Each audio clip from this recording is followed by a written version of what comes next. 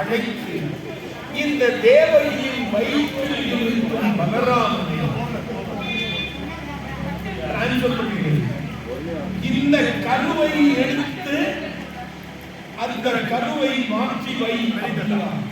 அதனாலதான் அந்த 7வது குழந்தை பெண் குழந்தையா பிறகு.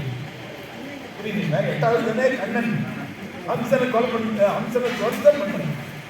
7வது குழந்தை மாறு. புரியுதுங்களா? இப்போ 7வது குழந்தையும் மாறிவிட்டது. 8வது குழந்தை பிறந்தால் அது ஆண்மகனாக இருந்தால் ஹம்சனுக்கு பாதிப்பு. அவன் என்ன செய்கிறான் என்றால், அங்கே அவர்கள் என்ன செய்கிறார்கள் என்றால், அந்த குழந்தையை மாத்துறாங்க.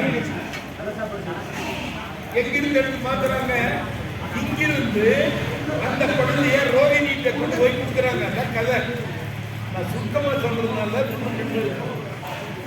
அப்ப அங்க கொண்டு போய் கொடுக்கும் போது அங்கிருந்து இங்க வந்தது இங்கிருந்து ஆண் குழந்தை, ஆனா அங்கிருந்து வந்தது பெண் குழந்தை.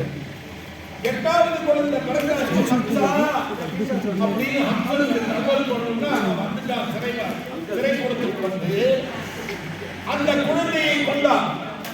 நம்முடைய தங்கச்சி தானே தேவகி, ஹம்சனுடைய சிஸ்டர். அந்த குழந்தையை காலை பிடித்து செலுத்தினார். அடிக்க போகும்போது அந்த குழந்தை விஸ்வரூபமாக அதனை காலை என்பவர்கள் உண்டு, சர்மாரி என்பவர்கள் உண்டு. இதில் 2-3 வகையை சொல்லுவாங்க. ஆனால் அந்த தெய்வம் அங்க ஒரு சின்ன தப்பு பண்ணிட்டு, தெய்வம் தப்பு பண்ணிட்டு போட்டோகிராஃபர் பாக்குறாரு.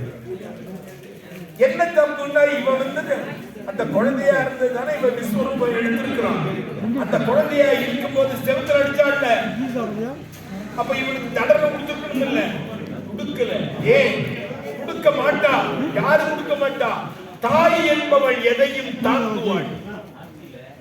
தாய் கொடுக்க மாட்டா. அப்பா வேணா கொடுப்பாங்க. நீங்க நம்மள தப்பா எடுத்துக்காதீங்க.